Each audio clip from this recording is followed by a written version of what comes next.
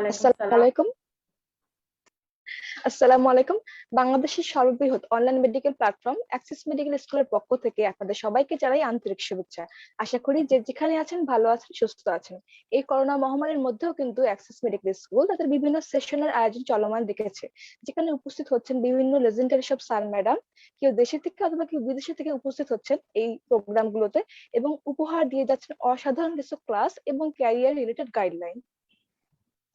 এবং আপনারা অবগত হবেন যে প্রায় 25-এর মতো ভিডিও সেশন কিন্তু অলরেডি আমাদের এক্সেস মেডিকেল স্কুল ইউটিউব চ্যানেলে আপলোড করা হয়ে গিয়েছে।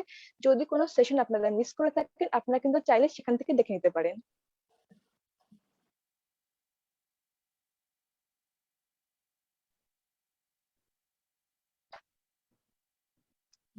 আজকের সেশনটির টপিক হচ্ছে ইন্ট্রোডাকশন অফ এমআরসিপি সিএইচ, এবং আজকের সেশনে উপস্থিত হয়েছেন আমাদের অত্যন্ত প্রিয় এবং শ্রদ্ধেয় ডক্টর ফারা তাসনিম মৌ আপু। আপু হচ্ছে এফসিপিএস পার্ট 2 হচ্ছে ট্রেনিং হিসেবে রয়েছেন, এবং এমআরসিপি সিএস পার্ট 1 এবং পার্ট 2 কমপ্লিট আরএমও পেডিয়াট্রিক্স স্কার হসপিটাল লিমিটেড। এবং আজকের সেশনে হোস্ট হিসেবে আমি রয়েছি মালিয়া সেলিম মিম, পড়াশোনা করছি বসুন্ধরা আদ্দিন মেডিকেল কলেজে, সেশন 2016-17। আপনাদের সঙ্গে আছি আমি ফাতেমা আক্তার প্রীতি। আমি পড়াশোনা করছি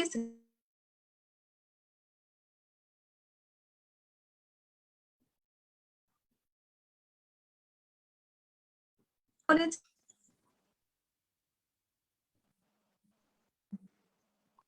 অনুষ্ঠানটি শুরু করার আগে আপনাদের সবাইকে জানিয়ে রাখি, যদি আপনাদের কোনো প্রশ্ন থেকে থাকে আপুর কাছে, তাহলে আপনারা ফেসবুক লাইভের কমেন্ট সেকশনে অথবা সরাসরি জুম লিংকের মাধ্যমে যুক্ত হয়ে সেখানেও কিন্তু কমেন্টটি করতে পারেন। আমরা ইনশাল্লাহ আপনাদের হয়ে কমেন্টটি আপনার কাছে পৌঁছে দিব। তো চলুন সেশনটি শুরু করা যাক। আসসালামু আলাইকুম আপু, কেমন আছেন? ওয়ালাইকুম সালাম, আলহামদুলিল্লাহ ভালো আছি। সবাই ভালো আছে? জি আপু, জি আলহামদুলিল্লাহ। আপু, আপনি আলহামদুলিল্লাহ অনুমতি সবাই দিলে, ভালো। জি জি, অবশ্যই আপু sure। আপনি অনুমতি দিলে আমরা সেশনটি শুরু করতে চাচ্ছি। ঠিক তো ঠিক আপু আছে। হচ্ছে এই করোনাকালীন মুহূর্তেও আপনার দিনকাল কেমন যাচ্ছে? মোটামুটি ভালো যাচ্ছে। লাস্ট ইয়ারটা খুব বেশি খারাপ ছিল। তখন মোটামুটি সবাই করোনার সাথে প্রথম শুরু কিভাবে কি হবে বুঝতে পারা যাচ্ছিল না। সবারই তো তখন হয়েছে, আমারও লাস্ট ইয়ারই হয়েছিল। তো এই বছরটা মোটামুটি আমরা মনে হয় কিছুটা অ্যাডজাস্ট করে এসেছি এখনকার সাথে।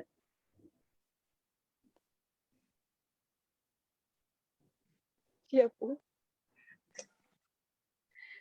তারপর হচ্ছে আপনার পেডিয়াট্রিশিয়ান হওয়ার পেছনের গল্পটা আমরা জানতে চাচ্ছিলাম, যদি আমরা সেখান থেকে ইন্সপায়ার হতে পারি। আচ্ছা, আমার অ্যাকচুয়ালি এরকম কোনো মানে ফার্স্ট ইয়ার সেকেন্ড ইয়ার থেকে শুরু করে ফিফথ ইয়ার পর্যন্ত আমার পেডিয়াট্রিক্সে পড়ার কোনো ইচ্ছা ছিল না। যেটা ছিল মেডিকেলের শুরুতে আমার ইচ্ছা ছিল আমি সার্জারিতে পড়বো।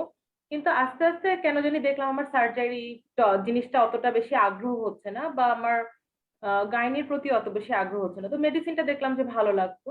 তো প্রথম আমার জব শুরু হয় হচ্ছে সেন্ট্রাল হসপিটালের এনআইসিইউতে।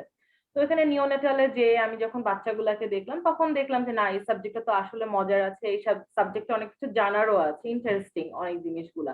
প্লাস ওখানে যেয়ে দেখলাম যে পিজি হসপিটাল মানে বিএসএমএ হসপিটাল, ঢাকা মেডিকেল কলেজ, তারপর শিশু হসপিটাল থেকে বিভিন্ন স্যার ম্যাডামরা আসেন। তো ওনাদের যেভাবে বাচ্চাগুলাকে ওনারা হ্যান্ডেল করতো বা যেভাবে যে কাজগুলা করতো দেখে আস্তে আস্তে আস্তে আস্তে আমার ভালো লাগাটা শুরু হয়। এবং স্পেশালি আমার ওখানে যেই যিনি ছিলেন দায়িত্বে ছিলেন, যিনি ছিলেন স্যার, উনি অনেক কিছু শিখিয়েছেন। তো ওইটার থেকে আস্তে আস্তে ভালো লাগাটা শুরু হয়। তখন চিন্তা করি যে না, এটাতে অ্যাকচুয়ালি অ্যাটেম্প নেওয়া যায়। তো ওভাবেই আস্তে আস্তে ভালো লাগাটা শুরু, তারপরে এখান পর্যন্ত। জি আপু, অসংখ্য ধন্যবাদ। আপু, যখনই কোনো রিসার্চ করা হয় যে হচ্ছে পৃথিবীতে হচ্ছে হ্যাপিয়েস্ট ডক্টর কে, তখনই কিন্তু আমরা শুনি পেডিয়াট্রিশিয়ানের নামটা। তো আপু, পেডিয়াট্রিশিয়ান হিসেবে হচ্ছে আপনার মেডিকেল প্রফেশনটা আপনি কেমন উপভোগ করছেন? উম ভালো লাগা খারাপ লাগা দুইটাই অনেক বেশি কাজ করে। যেহেতু পেডিয়াট্রিক্সে আছি, এটা অনেক একটা সেনসিটিভ ইস্যু। কারণ যখন যে কারোই বাচ্চা অসুস্থ হয়ে যায়, ছেলে মেয়ে অসুস্থ হয়ে যায়, সবাই খুব একটা প্যানিক সিচুয়েশনে চলে যায়। সে ডাক্তার হোক, নর্মাল একদম জেনারেল পাবলিক হোক, যেই হোক না কেন। তো ওই জায়গায় থেকে ওই টাইমে সিচুয়েশনটা হ্যান্ডেল করাটা একটু ডিফিকাল্ট। এবং এই জন্য দেখা যায় কি যে আমি যদি ইউকে পার্সপেক্টিভে বলি, ওরাও এটাকে অনেক সেনসিটিভ সাবজেক্ট বলেই বলে, এবং ওরাও অনেক কিছু বলে যে না, এটা এভাবে হ্যান্ডেল করা লাগবে। অনেক সোশ্যাল সেফগার্ডিং এর সিচুয়েশন ক্রিয়েট হয়, অনেক এথিক্যাল ইস্যু আছে। তো সেভাবে বাংলাদেশেও সেরকম অনেক কিছু চিন্তা করে করা লাগে, অনেক কিছু পড়ে করা লাগে। তবে হ্যাঁ, ভালো লাগা ভালোবাসা দুইটা আছে বলেই আজকে এতটুকু আসতে পেরেছি। কারণ অনেক সময় হয় কি যে কিছু কিছু জিনিস অনেক মজা লাগে। যেমন আমার সবচেয়ে মানে ভালো লাগার মুহূর্ত হচ্ছে আমি যখন আমার খুব মন খারাপ থাকলো আমি যখন এনআইসিইউ বা স্ক্যাবুতে ঢুকি এবং ছোট ছোট বাচ্চাগুলোকে দেখবো, নিউ বর্ন বেবি গুলাকে দেখবো, আমার কিন্তু অনেক ভালো লাগা কাজ করে ওই জিনিসটার প্রতি। ইভেন দেখা যায় যে আমি যখন আমার ওয়ার্ডে কাজ করছি বা হসপিটালে কাজ করছি, তখনও দেখা যায় যে ওদের কিছু না কিছু মানে এক একটা জিনিস থাকে যে জিনিসগুলো খুব মজা লাগে, ভালো লাগে। তো ওভাবেই আস্তে আস্তে এখানে আসে। জি আপু, জি অসংখ্য আপু। ধন্যবাদ আপনাকে। আপু আমাদের অনেকেই আছে যারা আমরা এমবিবিএস লেভেলে আছি, যে আমরা অনেকে কেরিয়ার কোন দিকে নিব এটা এখনো ঠিক করে উঠতে পারিনি। তো ওদের জন্য আপনি যদি বলতেন যে এমআরসিপি-সিএইচ এক্সামটা কি? আচ্ছা, অবশ্যই। আমি একটু স্লাইড শেয়ার করি, কিছু জিনিস আমি বলবো, এটার পরে যদি কারো কোনো বুঝতে সমস্যা হয় তাহলে হচ্ছে আপনারা আমাকে কোশ্চেন করতে পারেন, আমি তখন আনসার দিয়ে দিব। জি আপু, অবশ্যই।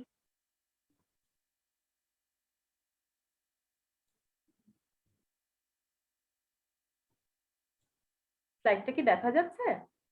জি আপু। জি আপু, আচ্ছা আচ্ছা, ঠিক আছে, আমার ইন্ট্রোডাকশনটা একটু দেই। অলরেডি তো মালিহা বলেই ফেলেছে আমার কথা। তো আমি ডক্টর ফারাহ তাসনিম, আমি এফসিপিএস পার্ট 2 ট্রেনি।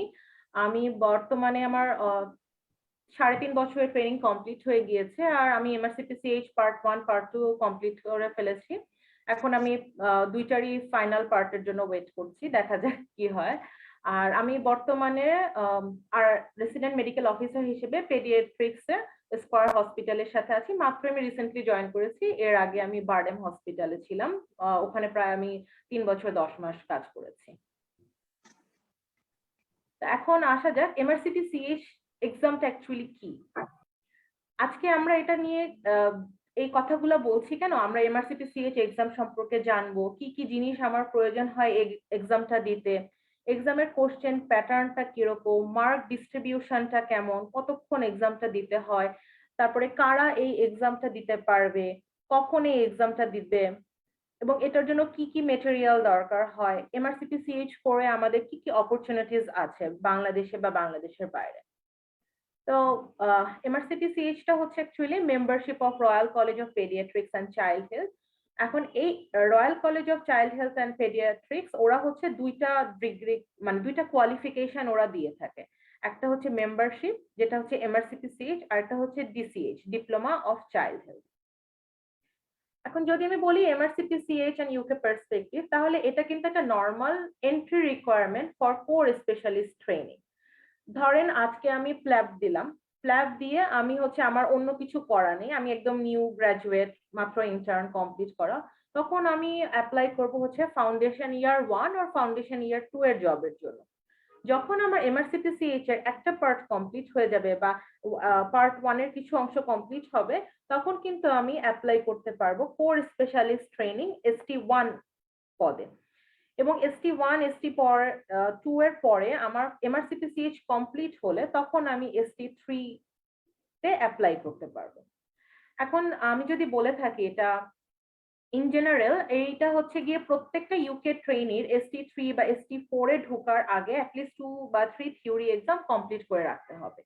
এবং যারা হচ্ছে গিয়ে পুরাটা কমপ্লিট করবে তারা কিন্তু কোর স্পেশালিস্ট ট্রেনিং এ ঢুকে যেতে পারবে।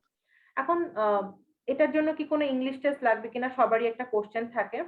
এমআরসিপিসিএইচ এক্সাম দেওয়ার জন্য, শুরু করার জন্য ইংলিশ টেস্টের প্রয়োজন নেই, যেটা প্ল্যাবে আছে, যে প্ল্যাবের বসার শুরুতে বা সিট বুকিং এর শুরুতে আমার আইএলটিএস অথবা ওইটি কমপ্লিট করা লাগে। এখানে কিন্তু আমার ইংলিশ প্রফিসিয়েন্সি আমার দেওয়া লাগবে না।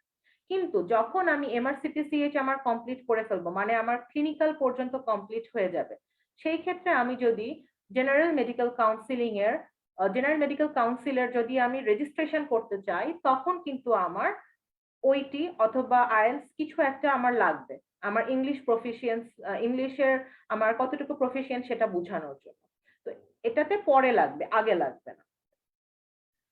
এখন যদি বলি এটা একটা essential component for training of paediatricians in UK, এটা হচ্ছে ইউকে কারিকুলামের সাথে তৈরি, কিন্তু ডিজিজ কিন্তু সেম। আমি এখানে বসেও আমি কিন্তু পড়ছি ব্রঙ্কিওলাইটিস, ওখানে বসেও আমি পড়ছি ব্রঙ্কিওলাইটিস, কিন্তু ট্রিটমেন্ট প্যাটার্নটা ইউকেতে একটু অন্যরকম, আমাদের এখানে একটু অন্যরকম। এইটুকুই আমার বুঝতে হবে যে আমি কোথায় অন্যরকমটা। এখন জেনারেল মেডিকেল কাউন্সিল এটাকে অ্যাপ্রুভ করে, এবং এটা হচ্ছে গিয়ে ওরা যদি কেউ MRCP-CH কমপ্লিট করে এবং জিএমসি রেজিস্ট্রেশনের জন্য তারা কিন্তু কোয়ালিফাইড। এটা হচ্ছে লেটেস্ট রিসার্চ এবং এভিডেন্স বেসড সবকিছু কোশ্চেন করা হয়, এবং এটা হচ্ছে ইউকে ট্রেনিং এ ঢোকার জন্য একটা ফার্স্ট স্টেপ। যদি আমি এই পরীক্ষাটা দিতে চাই, ফার্স্ট যে আমার জিনিসটা লাগবে সেটা হচ্ছে একটা এক্সাম অ্যাকাউন্ট তৈরি করতে হবে। তো আমি যদি হচ্ছে RCP-CH এর ওয়েবসাইটে যাই, তখন আমি এক্সাম অ্যাকাউন্টটা তৈরি করতে পারবো। এটা খুব ইজি তৈরি করা। ওখানে RCP-CH ইউকে দিয়ে টাইপ করলে ওরা RCP-CH এর ওয়েবসাইটে যাওয়া যায়, ওখানে লগ ইন অ্যান্ড রেজিস্টার অপশনটা আছে। ওখানে রেজিস্ট্রেশনে যে আপনার ফুল ডিটেলস, নাম, বয়স, তারপরে কোন মেডিকেল থেকে পাস করেছেন, কোন সালে পাস করেছেন, এগুলো লিখে তারপরে ওখানে কমপ্লিট করা যায়। এবং যখন আপনার রেজিস্ট্রেশন, আপনি অ্যাকাউন্টটা ওপেন করলেন, করার পরে আপনার ফার্স্ট কাজ হচ্ছে রেজিস্ট্রেশন করতে হবে। এই যে আপনি রেজিস্ট্রেশন করবেন, এই রেজিস্ট্রেশনটা করার জন্য আপনার দরকার হবে BMDC সার্টিফিকেট, MBBS সার্টিফিকেট এবং পাসপোর্ট। পাসপোর্টটা দরকার হবে হচ্ছে আপনার নামের জন্য, কারণ আপনার নাম পাসপোর্টে যেটা থাকবে, ওদের কথা হচ্ছে এই পরীক্ষার সময়ও সেই সেম নামটা আপনার থাকতে হবে। এবং এটা মোটামুটি অ্যাটলিস্ট 10 দিনের মতো সময় লাগে এই রেজিস্ট্রেশন প্রসেসটা পুরোটা কমপ্লিট করতে। সুতরাং সবচেয়ে বেটার হয় যদি কেউ এক্সাম পিরিয়ডের অ্যাটলিস্ট 3 থেকে 4 সপ্তাহ আগে এটা কমপ্লিট করে ফেলে। এখন যারা MRCP-CH এক্সাম দিবে তাদের হচ্ছে গিয়ে 3টা থিওরি এক্সাম দিতে হবে এবং একটা ক্লিনিক্যাল এক্সাম দিতে হবে। কোভিড প্যান্ডেমিকের জন্য একটা অল্টারনেটিভ সিস্টেম তৈরি হয়েছে, যেটা হচ্ছে অনলাইন ইনভিজিলেশন এক্সাম। এখন এখানে ইউজুয়ালি 3টা সেটিংসে এক্সাম হয়ে থাকে। ফপ অ্যান্ড ট্যাসের জন্য 3টা সেটিংস, একেপির জন্য 3টা সেটিংস এবং ক্লিনিক্যালের জন্য মোটামুটি 3টা সেটিংস। এবং ক্যান্ডিডেটদের এই 3টা থিওরি এক্সাম পুরোপুরি কমপ্লিট করতে হবে, তারপরে তারা ক্লিনিক্যাল এক্সামে বসার জন্য তারা অ্যাপ্লাই করতে পারবে। এবং অ্যাপ্লাই করার পরে কিন্তু ওদের কাছে যে সেটা অ্যাপ্রুভ হতে হবে, অ্যাপ্রুভ না করলে কিন্তু ফাইনালটা দেওয়া যাবে। এখন প্রত্যেক বছরে ওরা একটা গড় হিসাব করে দেখেছিল, ওদের ওয়েবসাইটেই এটা দেওয়া আছে, যে প্রায় 3200 ক্যান্ডিডেট ফপ এক্সাম দেয় এবং 2000 ক্যান্ডিডেট একেপি এক্সাম দিয়ে থাকে এবং প্রায় 1700 ক্যান্ডিডেট ক্লিনিক্যাল এক্সাম দিয়ে থাকে। এই কথাটা আমি বললাম, এটা আমি পরে বলবো আমি কেন এই কথাটা বলছি। এখন এক্সামের টাইমিং আমি মাত্র যেটা বললাম 3টা রাইটে হয়ে থাকে। ফপ আর টেস্ট যেটা হচ্ছে পার্ট 1 এক্সাম, সেটা হয়ে থাকে হচ্ছে ফেব্রুয়ারি, জুন এবং অক্টোবর মাসে। এবং একেপি এক্সাম যেটা, সেটা হয়ে থাকে জানুয়ারি মাস, মে মাস এবং সেপ্টেম্বর মাসে। আপনার মাসটা ঠিক থাকবে, ডেট একটু এদিক ওদিক হতে পারে। যেমন ধরেন আপনার এটা ওদের ওয়েবসাইট থেকে নেওয়া, এই বছরের এই একেপির জানুয়ারি, ফেব্রুয়ারি, মে, জুন পর্যন্ত কিন্তু একেপি ফপ টেস্ট সবগুলা দেওয়া হয়ে গেছে এবং সেপ্টেম্বরের অ্যাপ্লিকেশন ক্লোজ হয়ে গেছে, অক্টোবরের ফপ টেস্টের অ্যাপ্লিকেশনও ক্লোজ হয়ে গেছে। এবং এটা কিন্তু এক্সাম ডেটটা 15 September for AKP and 13th October for FOP and test.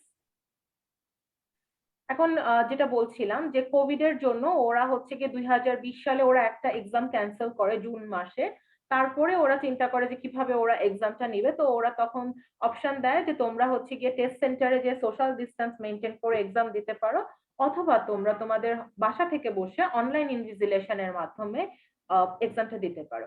কিন্তু এই অনলাইন ইনভিজিলেশনটা ইজিপ্ট, সুদান, তারপর হচ্ছে এই ইউনাইটেড আরব এমিরেটস এই সব কান্ট্রি থেকে দেওয়া যাবে না, ওদের কিছু নেটওয়ার্কের একটু প্রবলেম আছে, এই জন্য ওখানে এগুলো অ্যালাউড না।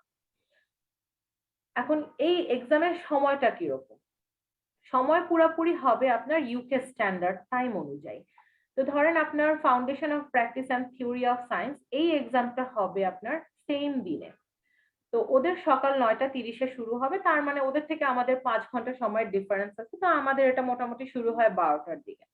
আর থিওরি অফ সায়েন্স এক্সাম ওদের শুরু হয় 14টা বলতে আমাদের এটা দেখা যায় সন্ধ্যাবেলা শুরু হয়।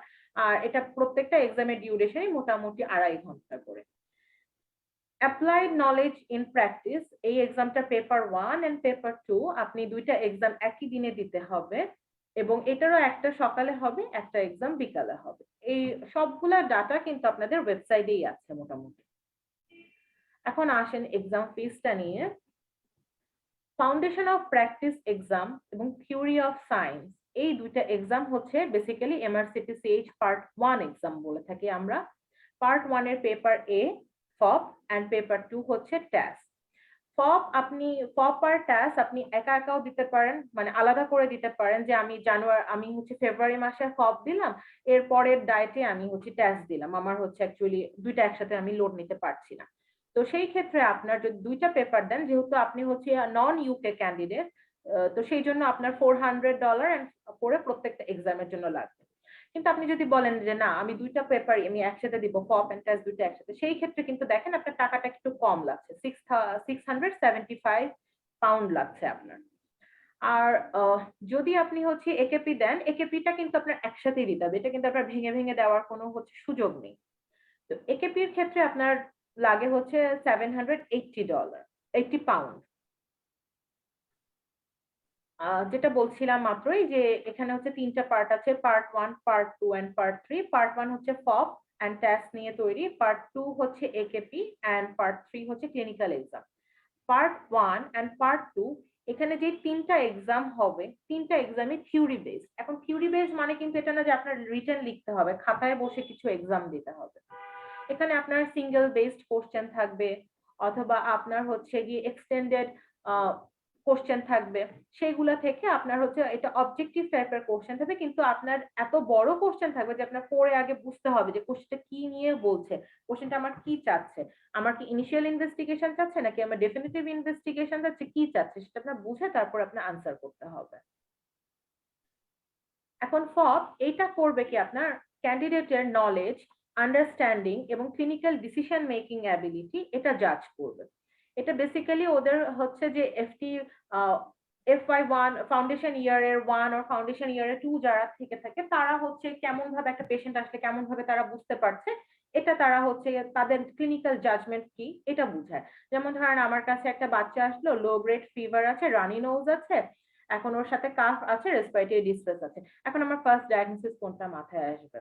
তো এখন একটা নরমালি তো এটা আমাদের মাথায় আসবে যে হ্যাঁ এটা আমার ব্রঙ্কিওলাইটিস হতে পারে, অথবা আমরা ডিফারেন্সিয়ালি কি চিন্তা করবো, আমি নিউমোনিয়া চিন্তা করবো। এইটুকু আপনি বুঝতে পারছেন কিনা, এইটুকু বুঝতে আরো ডিটেলস, আমি একটা নর্মাল এক্সাম্পল দিলাম আপনাকে, সহজ এক্সাম্পল দিলাম, এই জিনিসটা আপনার জাজ করবে হচ্ছে ফাউন্ডেশন অফ প্র্যাকটিস এক্সামটা। এখন এই ফাউন্ডেশন অফ প্র্যাকটিস এক্সামটা কিন্তু MRCP-CH এন্ড DCH দুইটা এক্সামেরই একটা পার্ট। এক্সামটা হয়ে থাকে 2.5 ঘন্টায়, এবং এটাতে কোশ্চেন থেকে থাকে মোটামুটি সিঙ্গেল বেসড কোশ্চেন থেকে থাকে 79টা, এবং ইএমকিউ কোশ্চেন থেকে থাকে 6টা। অনেক সময় দেখা যায় ওরা এটা একটু চেঞ্জ করে দেয়, দেখা যায় ইএমকিউ 10টাও দিয়ে দিয়েছে। যেমন জানুয়ারি মাসের পরীক্ষা যেটা হয়েছিল সেটাতে ইএমকিউ 10টা ছিল আমার যতটুকু আমি শুনেছি। আচ্ছা, এখন হচ্ছে গিয়ে কোশ্চেন যেটা আপনাকে করে থাকবে এই ফপ এবং ট্যাস, এটাতে হচ্ছে আপনার কোশ্চেন প্যাটার্ন কিরকম আসবে। যেমন বলবে আপনাকে choose the most likely diagnosis from the following, একটা সিনারিও দিয়ে দিল, সিনারিওতে বললো যে একটা বাচ্চা এসেছে এরকম, বাচ্চাটার বয়স হচ্ছে আপনার 8 মাস, 8 মাসের একটা বাচ্চা আপনাকে জ্বরের মধ্যে জেনারেলাইজ টনিক ক্লনিক সিজার নিয়ে ডেভেলপ করেছে, এটাই ওর ফার্স্ট এপিসোড, ওর ফ্যামিলি হিস্ট্রি আর কোনো এরকম সিজারের নেই, এবং হচ্ছে গিয়া ওর আর কোনো সিজার কখনো হয়নি। এটা আপনার ফার্স্ট ডায়াগনোসিসটা কি আপনার মাথায় আসবে? Choose the most likely diagnosis. তারপর এখন আপনার আসবে best treatment for this children. এখন আপনার কাছে কনভালশন নিয়ে এসেছে, কনভালশন প্রেজেন্ট আছে এই মুহূর্তে, আপনার ফার্স্ট চয়েস অফ ড্রাগটা কি হবে? এখন ধরেন হচ্ছে আপনাকে আরেকটা কোশ্চেন দিল যে choose the organism that matches most closely with each of the following, যেমন হচ্ছে most common organism causing UTI, তো আপনার মোস্ট কমন অর্গানিজম কোনটা, এরকম টাইপের কোশ্চেন গুলো আসতে পারে। এটা কিন্তু আপনার ফপ এবং ট্যাস দুইটার ক্ষেত্রে এই একই টাইপের কোশ্চেন আসতে পারে, তবে ট্যাসের ক্ষেত্রে যেটা ওরা একটু বেসিকটা বেশি দেখে, যেমন আপনার pathology, physiology, biochemistry, ethics, palliative, pharmacology, ওরা এই টপিকগুলো নিয়ে একটু বেশি দেখে। আর ফপ যেটা ওরা পুরাপুরি হচ্ছে আপনার ক্লিনিক্যাল ওরিয়েন্টেড করার চেষ্টা করে। এখন মেটেরিয়ালটা কি কি লাগতে পারে আপনার ফপের জন্য? এই ক্লিনিক্যাল কেস বুক অফ ফপ, এই বইটা একদম 100% আপনার পড়তে হবে। আমি আপনাদেরকে বইগুলো একটু দেখিয়ে দিই। এটা হচ্ছে আপনাদের ফপের বইটা, ক্লিনিক্যাল কেস বুক অফ ফপ। এটা হচ্ছে বেসিক্যালি RCP-CH এর নিজের তৈরি, এই যে বইয়ের নিচে দেখবেন লেখা আছে RCP-CH। এটা যেহেতু আরসিপিসিএইচ এর নিজের বানানো একটা বই, মানে নিজের ওরা তৈরি করা, ওদের ডক্টরকে দিয়ে, ওদের অনেক মেম্বার দিয়ে, তো এই বইটা আপনার একদম 100% পড়তেই হবে। এই বইয়ে দেখা যাবে কি আপনার যে 50টা কেস আছে, সেই 50টা কেসের each and every line is very important. ওখানে দেখা যাবে আপনার ট্রিটমেন্টটা খুব সুন্দর করে দেওয়া আছে। যদি আপনার দেখা যাবে এই তবে একটা জিনিস, এই বইটা অনেক আগের, প্রায় লাস্ট এডিশন মনে হয় 2016 or 17 তো তারপরে নাইস গাইডলাইনে যেই যেই আপডেট গুলো এসেছে সেগুলো আপনার একটু ঠিক করে নিতে হতে পারে। আর আমি বলবো যে আপনার টেক্সট বুক অবশ্যই পাশাপাশি রাখতে হবে, কারণ সব কোশ্চেন আপনি কখনোই সম্ভব না খালি একটা ক্লিনিক্যাল কেস বুক অফ ফব থেকে পড়া। এখন আপনার বই হিসেবে কোনটা রাখবেন? দুইটা অপশন আছে আপনার। একটা রাখতে পারেন আপনি illustrated textbook of paediatrics, আরেকটা রাখতে পারেন আপনি এসেনশিয়াল রিভিশন নোট। এখন illustrated textbook of paediatrics এটা আমি যখন পড়েছি তখন ছিল 5th এডিশন। এটা হচ্ছে এই বইটা। এই বইটা বেশ ভালো একটা বই আমি বলবো, অনেক সুন্দর করে লিখেছে, অনেক গুছিয়ে লেখা, বিগিনারদের জন্য এই বইটা পড়তে অনেক ইজি। তবে আমার যেটা প্রবলেম ছিল, মানে প্রবলেম হয়েছিল যে আমি কিন্তু তখন যখন আমি এক্সামের জন্য প্রিপারেশন নেওয়া শুরু করি, আমার কিন্তু এত আইডিয়া ছিল না যে কোন বইটা ভালো হবে, কোন বইটা থেকে পড়া উচিত। তো আমি শুরু করেছিলাম এসেনশিয়াল রিভিশন নোট দিয়ে। কিন্তু এসেনশিয়াল রিভিশন নোট যেটা আমরা মানে সবাই বলে, এই বইটা হচ্ছে অনেক পুরানো, এবং আমিও বলবো যে এই বইটা আসলেই অনেক পুরানো। এই বইটা হচ্ছে অ্যাকচুয়ালি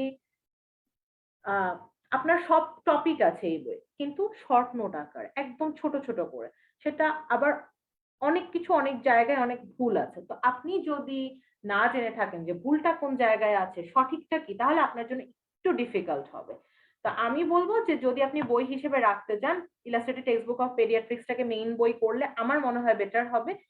কারণ আপনার আলটিমেটলি যখন আপনি একেপি দিবেন, তারপরে আপনি যখন ক্লিনিক্যালে যাবেন, তখন কিন্তু আপনার রেফারেন্স হিসেবে এটা ভালো কাজে দিবে। আর এসেনশিয়াল রিভিশন নোটটাকে আপনি রাখতে পারেন, যেই টপিকটা আপনি অন্য কোনো বইয়ে পাচ্ছেন না সেই টপিক দেখা যাবে আপনি ইজিলি এখানে পেয়ে যাচ্ছেন। তবে এটা একটু চটি আকারে তৈরি এসেনশিয়াল রিভিশন নোটটা। আর কিছু জিনিস আপনার এগুলো অবশ্যই পড়তে হবে, যেমন sample paper, past test. Past sample paper যেটা, এটা আপনি আরসিপিসিএইচ এর ওয়েবসাইটে পাবেন। আমি আপনাদেরকে এই সেশনটা শেষে দেখিয়ে দিব কিভাবে আরসিপিসিএইচ এর ওয়েবসাইটে আপনারা স্যাম্পল পেপারটা পাবেন। পাস্ট পেপার আর রিকলস, এটা বেসিক্যালি যারা এক্সাম দিয়ে থাকেন ক্যান্ডিডেটরা, তারা আপনার এক্সাম শেষে তাদের যেটুকু মনে থাকে যে হ্যাঁ আজকে এবার 80টা কোশ্চেন এসেছে, আমার যে কয়েকটা কোশ্চেন আছে আমি লিখে ফেলি, যে কয়েকটা কোশ্চেনে যে কয়েকটা অপশন আছে লিখে ফেলে ওরা একটা রিকলের একটা তৈরি করে। এই রিকলটা কি আপনাকে অনেক হেল্প করবে পরীক্ষার কোশ্চেন বুঝতে, ইম্পর্টেন্ট টপিকস বুঝতে, আনসারটা কিরকম এক্সপেক্ট করে আরসিপিসিএইচ সেটা বুঝতে। আর পাস্ট টেস্ট, এটা আমি অনলাইন ভার্সনটা সলভ করেছিলাম। আপনি অনলাইন ভার্সন অথবা আগের থেকে যারা সলভ করে বিভিন্ন ড্রাইভে সেভ করে রেখে দিয়েছে, সেই অফলাইন ভার্সনটা আপনি সলভ করতে পারেন, টোটালি আপনার উপরে। যদি আপনি অনলাইন ভার্সনটা সলভ করেন 6 মাসের জন্য, এটা নিবে আপনার 15,000 টাকা। অনলাইন ভার্সন আর অফলাইন ভার্সনের মধ্যে ডিফারেন্স এইটুকুই যে অনলাইন ভার্সনে আপনি দেখতে পাচ্ছেন যে আপনি কত স্কোর করলেন, আপনি 60% পাচ্ছেন, 70% পাচ্ছেন, 80% পাচ্ছেন, কতটুকু পাচ্ছেন। আর অফলাইনে আপনি আনসার দেখতে পারবেন, এক্সপ্লেনেশনটা দেখতে পারবেন, বাট আপনি কত মার্ক এটা আপনি খালি এইটুকুই আপনার বাকি থাকবে দেখাটা। আচ্ছা, আর কিছু জিনিস ইম্পর্টেন্ট, যেমন আপনার গাইডলাইন থেকে কিছু জিনিস পড়তে হবে। আমি বলবো আপনি যখন গিয়ে টপিক গুলা দেখবেন, সেই টপিকের ধরেন আপনি গ্রুপ পড়ছেন, গ্রুপের গাইডলাইন অথবা রেড বুকে, পেডিয়াট্রিক গাইডলাইন বুকে ট্রিটমেন্টটা কিভাবে আছে, মাইল্ড কেসে কি ট্রিটমেন্ট হবে, মডারেট কেসে কি ট্রিটমেন্ট হবে, সিভিয়ার কেসে কি ট্রিটমেন্ট হবে, এটা যদি আপনি রেড বুক থেকে দেখে ফেলেন তাহলে আপনার হবে। আপনার কিন্তু আমি বলবো না যে আপনার বইটা এ থেকে একদম মানে পেজ 1 থেকে পেজ 500 পর্যন্ত পড়তে হবে, এরকম কিন্তু কিছু না। আপনার পড়তে হবে টপিক যেটা এসেছে সেই টপিকটা আপনার পড়ে ফেলতে হবে। আর ethics, it is a very very very important for MRCPCH।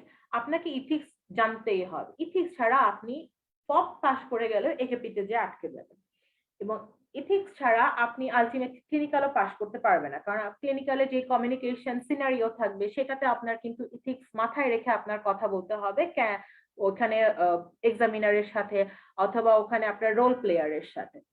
তো এই জন্য ইথিক্স অনেক বেশি ইম্পর্টেন্ট। আমি ইথিক্স পড়েছিলাম জিএমসি গাইডলাইন্স এর একটা 0 to 18 ইয়ার্স আছে সেটা, এবং কিছু নোট আছে এথিক্সের একটা মেডিকেল এভরিডে ইথিক্স বইয়ের 142 পেজ থেকে 152 পেজ বা 162 পেজের 20 পেজের একটা জায়গা আছে, ওইটা পুরোটা পড়ে ফেলেছিলাম। আর হচ্ছে সায়েন্স অফ পেডিয়াট্রিক্স বইয়ে ইথিক্সের একটা চ্যাপ্টার আছে। এই কয়েকটা জিনিস যদি আপনি পড়ে ফেলেন, আপনি মোটামুটি শিওর যে আপনি ইথিক্সের 80% উপরে 90% পর্যন্ত আপনার কভার হয়ে যায়। এখন আসেন theory of science. Theory of সায়েন্সে বেসিক্যালি এটা হচ্ছে scientific, physiological, pharmacological principles of practice এবং এভিডেন্স বেসড প্র্যাকটিস নিয়ে কথা বলবে। এটাও 2.5 ঘন্টার একটা পরীক্ষা। এখানেও মোটামুটি আপনার সিঙ্গেল বেসড কোশ্চেন থাকবে 70 এবং ইএমকিউ থাকবে 10। এটা একটু ভ্যারি করে, ওরা ওদের মতো করে চেঞ্জ করে দিতে পারে। এখন ট্যাসের বইগুলো একটু এক্সটেন্সিভ মনে হলো, আপনি যখন পড়বেন, আপনি যখন ফপ পড়বেন তখন দেখবেন কি আপনার ট্যাসের অর্ধেক পড়া হয়ে গেছে, এবং যখন আপনি ফপ ট্যাস একসাথে পড়বেন তখন কিন্তু আপনার মোটামুটি দেখবেন অনেক পড়াই একরকম মিলে গেছে। তো ট্যাসের জন্য যেটা আমি বলবো যে ক্লিনিক্যাল কেস বুক অফ ট্যাস, এই বইটা আপনার একদম 100% লাগবে। এই যে ব্লু কালারের একটা বই আছে, এই যে থিওরি অ্যান্ড সায়েন্স, এই বইটা আপনার, এটাও আরসিপিসিএইচ এর নিজের বই, এটা আপনার অবশ্যই লাগবে। তারপর সায়েন্স অফ পেডিয়াট্রিক্স একটা বই আছে, এটা খুব সুন্দর একটা বই, একটু জটিল বা পড়াটা একটু একঘেয়েমি হয়ে যায়, কিন্তু আমি বলবো যে টপিক ওয়াইজ যদি আপনি পড়েন, ধরেন আপনি আজকে একটা কোশ্চেন পেলেন নিওনেটাল সেপসিসের উপর, আপনি নিওনেটাল সেপসিসের পোরশনটা পড়ে ফেলেন, তাহলে আপনার কিন্তু ইজি হবে পড়াটা। আপনি যদি বলেন যে না আমি আজকে 2 দিনের মধ্যে চ্যাপ্টারটা শেষ করবো, সেটা একটু ডিফিকাল্ট, কিন্তু টপিক ওয়াইজ পড়লে এটা একটু মাচ মোর ইজিয়ার। এবং টপিক ওয়াইজ পড়লে দেখবেন কি আপনার পড়াটা হচ্ছে কম লাগে এবং পড়াটা ইজি তাড়াতাড়ি কভার হয়। আর important topic shared on the group by Ahmed Yusuf sir, উনি হচ্ছে মানে আমি ফার্স্ট কিন্তু ওনার গ্রুপ দেখে আমি আমার প্রিপারেশন নেওয়া শুরু করি। তো ওনার একটা গ্রুপ আছে এমআরসিপিসিএইচ বাই ডক্টর আহমেদ ইউসুফ। তো ওই গ্রুপে উনি ট্যাসের কয়েকটা টপিক দিয়ে থাকেন, 15টার মতো টপিক আছে, যেমন হচ্ছে সিএসএফ সার্কুলেশন, তারপরে এরকম কয়েকটা টপিক আছে, 15টা টপিক। ওই 15টা টপিক যদি আপনি পড়েন তাহলে দেখবেন কি ওই টপিকের মধ্যে দেখা যাবে, এটা এক্স্যাক্টলি উনি জেনে দেয় তা না, ওইটা হচ্ছে most important topic, most question ওইখান থেকে আসে, এটার জন্য উনি এই টপিকগুলা মোটামুটি একটা সিলেক্ট করেন। তো ওই টপিকগুলো যদি আপনি পড়েন দেখবেন আপনার অনেক কোশ্চেন ওই টপিকগুলো থেকে চলে আসছে। সেম ফপের মতো আপনার এখানে পাস্ট পেপার রিকল পড়া লাগবে, এখানে আপনার স্যাম্পল পেপার পড়া লাগবে, এবং এই আপনার 5 এবং 6 নাম্বারটা ট্যাসের জন্য ভেরি ভেরি ভেরি ইম্পর্টেন্ট। এবং ইথিক্স তো অবশ্যই পড়া লাগবে, আপনার ফপেও আসবে ইথিক্স, ট্যাসেও আসবে, একেপিতেও আসবে আপনার ইথিক্স। আর এখানে যেটা পড়া লাগবে সেটা হচ্ছে প্যালিয়েটিভ কেয়ার। আমাদের থেকে ওদের প্যালিয়েটিভ কেয়ারটা একটু ডিফারেন্ট, তো আপনার এই জন্য ওদের এটা ভালো করে পড়তে হবে। ইথিক্স, প্যালিয়েটিভ কেয়ার এগুলা কিন্তু আমাদের সাবকন্টিনেন্ট অনুযায়ী ওদেরটা অনেক বেশি ডিফারেন্ট আমি বলবো। তারপর আপনার ফার্মাকোলজির জন্য যে কোশ্চেন গুলা পড়া লাগবে ওটা একটা নোট আকারে পাওয়া যায়, ফার্মা জুরি, এটা আপনি হচ্ছে এগুলো সবই আপনি মোটামুটি অনলাইনে পাবেন। এটা যদি আপনি পড়ে থাকেন আপনি দেখবেন মোটামুটি আপনি 80% কোশ্চেনের আনসার আপনি করতে পারছেন। আর আপনার লাগবে হচ্ছে স্ট্যাটিস্টিক্স। স্ট্যাটিস্টিক্স এর জন্য আপনার একটা ছোট বই আছে 15-20 পেজে, সেই বইটা যদি আপনি পড়েন তাহলে আপনি পারবেন। আর ওদের খুব পছন্দের জিনিস হচ্ছে কার্ডিয়াক ক্যাথেটারাইজেশন এবং স্পাইরোমেট্রি। আমার টাইমে কার্ডিয়াক ক্যাথেটারাইজেশন এসেছিল একটা ট্যাসে, এবং স্পাইরোমেট্রির 3টা এক্সটেন্ডেড ম্যাচিং কোশ্চেনে আপনার হচ্ছে 3টা ছিল স্পাইরোমেট্রির দেওয়া। তো এই জন্য এই দুটো কিন্তু ইম্পর্টেন্ট, ওরা কিন্তু এটা ঘুরিয়ে ফিরিয়ে দেয়, কারণ এটা কিন্তু আপনার হচ্ছে কি আপনি বুঝতে পারছেন কিনা ডিজিজটা অ্যাকচুয়ালি কোন ব্যাকগ্রাউন্ড থেকে আসছে, এটা কিন্তু ওরা চায় আপনি বুঝেন। এবার আসেন এমআরসিপিসিএইচ পার্ট 2, সেটা হচ্ছে অ্যাপ্লাইড নলেজ ইন প্র্যাকটিস। আচ্ছা আমি একটু চেক করি আমার কি ভয়েস শোনা যাচ্ছে? জি আপু, শোনা যাচ্ছে। আচ্ছা, অ্যাপ্লাইড নলেজ ইন প্র্যাকটিস এটা হচ্ছে কি আপনার দেখবে যে আপনার ক্যান্ডিডেটের নলেজের ডেপথ কতটুকু, আন্ডারস্ট্যান্ডিং কতটুকু, ক্লিনিক্যাল ডিসিশন মেকিং অ্যাবিলিটিস কতটুকু ভালো, এটার উপরে বেসিস করে কিন্তু আপনি স্পেশালি ট্রেনিং এ ঢুকবেন কোর ট্রেনিং থেকে। এবং এটারও কিন্তু 2টা এক্সাম আছে, পেপার 1, পেপার 2। মজার ব্যাপার হচ্ছে এই পেপার 1, পেপার 2 আপনার একসাথে দিতে হবে একই দিনে, সকালে একটা বিকালে একটা, এবং 2টার মার্কটা কম্বাইন্ড করে আপনার কিন্তু পাস ফেল। এটা কিন্তু এমন না যে আপনি একেপি পেপার 1-এ পাস করলেন, পেপার 2-তে একটু খারাপ হয়ে গেল, তার মানে আপনি ফেল। আপনি যদি পেপার 1-এ অনেক ভালো করে ফেলেন, পেপার 2-তে একটু কম ভালো করেন, তাহলে কিন্তু আপনার কম্বাইন্ড এ পাস। এটা কিন্তু আপনার সেপারেট পাস না। এখন এটার কোশ্চেন প্যাটার্নটা একটু ডিফিকাল্ট। যেমন এতক্ষণ ছিল ফপ আর ট্যাসের ক্ষেত্রে খালি 2টা কোশ্চেন প্যাটার্ন, বেস্ট অফ 5 যেটা হচ্ছে কি সিঙ্গেল বেসড আনসার, আর এক্সটেন্ডেড ম্যাচিং কোশ্চেন। এই দুইটা কিন্তু আপনার ফপ আর ট্যাসের দুইটাতেই ছিল। এখানে এক্সট্রা 2টা কোশ্চেন টাইপ অ্যাড হবে, সেটা হচ্ছে এন ফর্ম অফ মেনি, আর এটা হচ্ছে মাল্টিপার্ট কোশ্চেন। মাল্টিপার্ট কোশ্চেনটা প্রথমে বলি। ধরেন আপনার একটা কোশ্চেনের সিনারিও দিল এইচআইভি নিয়ে, যে এখানে একটা সিনারিও দিল, সিনারিও থেকে আপনার ফার্স্ট কোশ্চেনটা থাকবে what is the most likely diagnosis, second question পার্টটা থাকবে আপনার what is the most appropriate treatment or investigation. এখন ধরেন আপনি কোশ্চেন 1 এর আনসারে আপনি এইচআইভি না বলে আপনি এটা চিন্তা করেছেন লিম্ফোমা। এখন যদি আপনি এইচআইভির বদলে লিম্ফোমা চিন্তা করেন, তাহলে কিন্তু আপনার ট্রিটমেন্টটাও অন্য সাইডে চলে যাবে। সেই ক্ষেত্রে কিন্তু আপনার পুরো কোশ্চেনটার আনসারটাই ভুল হয়ে গেল। তো এটাই হচ্ছে একটু ডিফিকাল্ট একেপির জন্য। আর এন ফর্ম মেনি কোশ্চেন, এখানে হচ্ছে ধরেন আপনার কোশ্চেনটা থাকবে যেমন এতক্ষণ ছিল সিঙ্গেল বেস, এখানে ধরেন আপনার অপশন থাকবে হচ্ছে 6টার মধ্যে আপনাকে বলবে হচ্ছে গিয়ে যে এই ডিজিজটা ডায়াগনোসিস করতে হলে আমার 2টা টেস্ট করতে হবে, কোন কোন 2টা টেস্ট, আপনাকে 6টা টেস্টের নাম দিল। অথবা আপনাকে একটা এক্সরে দিয়ে বললো কি যে এই এক্সরেতে আমার 2টা অ্যাবনর্মালিটি আছে, কোন 2টা অ্যাবনর্মালিটি আছে, সেটার জন্য আপনার 6টা অপশন থাকবে। আবার হয়তো আপনি কোনো একটা এক্সট্রা অ্যাবনর্মালিটি আছে 3টা, তো সেখানে আপনার থাকবে 9টা অপশন। 9টা অপশনের মধ্যে আপনার কারেক্ট 3টা চুজ করতে হবে, কোনটা কোনটা কোনটা ঠিক আনসার। এটাই হচ্ছে বেসিক্যালি আপনার এন ফর্ম মেনি।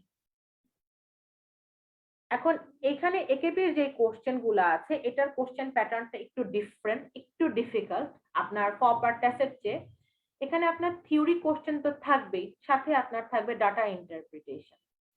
ডাটা ইন্টারপ্রিটেশনের মধ্যে আপনার থাকবে x-ray, CT scan, MRI, audiometry, cardiac catheterisation, তারপর হচ্ছে MCUG, DTPA, ECG, EEG, spirometry, ABG, ইনভেস্টিগেশনের অ্যানালাইসিস, অথবা হচ্ছে কোনো ফটোগ্রাফ দিয়ে দিবে, সেই ফটোগ্রাফটা দেখে আপনাকে বলবে যে এটা ডায়াগনোসিস কি। যেমন একটা চোখের ছবি দিল, আয়ের ছবি দিল, দিয়ে বললো এটা ডায়াগনোসিসটা কি হতে পারে। আবার হচ্ছে একটা ডাউন বেবি ছবি দিল, ছবি দিয়ে বললো যে এটাতে কি ডায়াগনোসিস আসতে পারে। অথবা হচ্ছে আপনাকে একটা নিউরোফাইব্রোমেটোসিস এর একটা হচ্ছে ক্যাফে অলাতে স্পটের ছবি দিয়ে বললো যেটা ডিফারেন্সিয়ালি কি হতে পারে।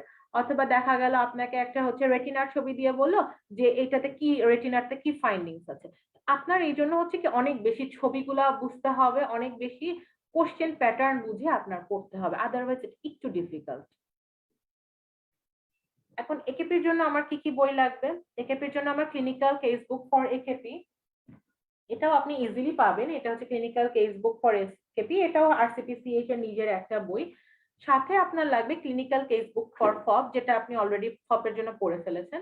এবং আপনার, আমার মনে হয় সার্ভাইভাল গাইডটা একবার পড়া উচিত, কারণ সার্ভাইভাল গাইড পড়লে আপনার জিনিসটা সম্পর্কে এত মানে সুন্দর একটা ক্লিয়ার আইডিয়া হবে, যেটা আপনার দেখা যাবে কি অনেক বই ঘেটে আপনার আইডিয়াটা নিতে হবে। যেমন ধরেন নেলসনে আমি যদি বলি একটা টপিক আপনাকে পড়তে, গ্যালাক্টোসেমিয়া, দেখা যাবে আপনি গ্যালাক্টোসেমিয়া এত বড় একটা টপিক পড়লেন, পড়ার শেষে আপনার মনে হলো কি আচ্ছা এটা কি বলেছে, অর্ধেকটা মনে আছে আপনার, অর্ধেকটা মনে নেই। কিন্তু সার্ভাইভাল গাইডে দেখবেন আপনি একটা পেজে গ্যালাক্টোসেমিয়া যেটুকু লেখা সেটাই কিন্তু খুব important, each and every line is very important, এবং ওখান থেকে কিন্তু আপনার ইজিলি জিনিসটা বুঝতে সুবিধা হবে।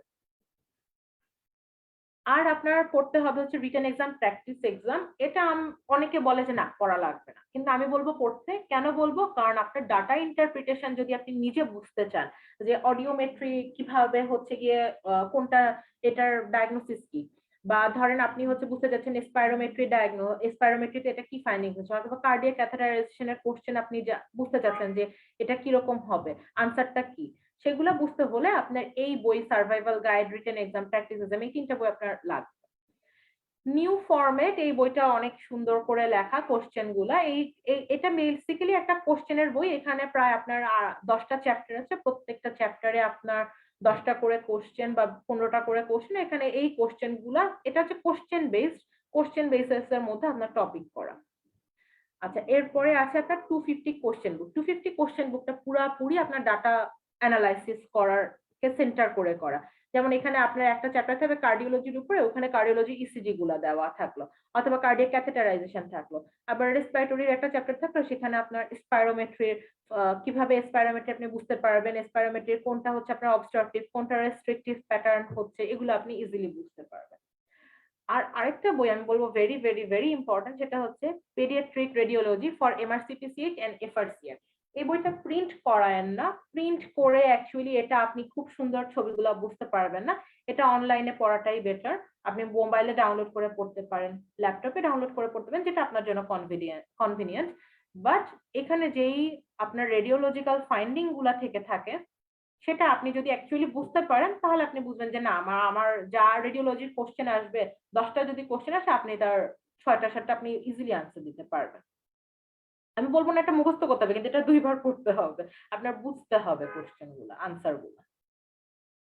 এখন তাহলে তো এখন কোশ্চেন আসবে যে কি কি টপিক আমার আসবে এই ফপ টেস্ট, তারপরে একেপি এক্সামের জন্য। এগুলো হচ্ছে বেসিক মানে টপিক, যেগুলোর উপরে ওরা কোশ্চেন করে। এখানে আপনি সিলেবাসটা ডাউনলোড করে নিতে পারেন, আরসিপিসিএইচ এর ওয়েবসাইটে ওদের সিলেবাসটা আছে। তবে সিলেবাসে ওরা একটা জিনিস করে, যেটা আমি আপনাকে বলবো ওইদিকে তাকাবেনই না। ওরা হচ্ছে বলে কি যে ধরেন গ্যাস্ট্রোএন্টারোলজি থেকে 50% কোশ্চেন আসতে পারে, মানে 5টা ধরেন কোশ্চেন আসতে পারে ওরা বললো, কিন্তু দেখা গেল কি আপনি যখন পরীক্ষা দিতে বসলেন গ্যাস্ট্রোএন্টারোলজি থেকে মাত্র 2টা কোশ্চেন এসেছে।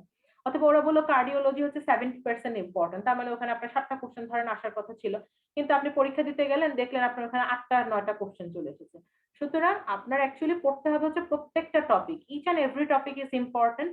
আপনার হচ্ছে অ্যাডোলেসেন্ট হেলথ অ্যান্ড মেডিসিন পড়তে হবে, বিহেভিয়ারাল মেডিসিন আর সাইকিয়াট্রি আপনার পড়তে হবে, কার্ডিওলজি টপিকের যে কোশ্চেন গুলো আসে সেগুলো পড়তে হবে, ডার্মাটোলজি টপিকের অনুযায়ী আপনার পড়তে হবে। এখানে কোনোটাকে আমি খুব ভেরি ভেরি ইম্পর্টেন্ট বলবো, কোনোটাকে আমি লেস ইম্পর্টেন্ট বলবো, এভাবে অ্যাকচুয়ালি পড়া যাবে না। এখন নিশ্চয়ই মনে হচ্ছে টপিক গুলো দেখে হ্যাঁ হ্যাঁ কোন দুনিয়ায় আসলাম, কিভাবে আমি পড়ালেখা শুরু করব। এখন পড়াটা শুরু করার আগে আপনার অ্যাকচুয়ালি বুঝতে হবে যে আপনার লেভেলটা কোন জায়গায় আছে। আপনি কি অনেকদিন ধরে পেডিয়াট্রিক ফিল্ডে কাজ করছেন, নাকি আপনি একটা ফ্রেশ গ্রাজুয়েট?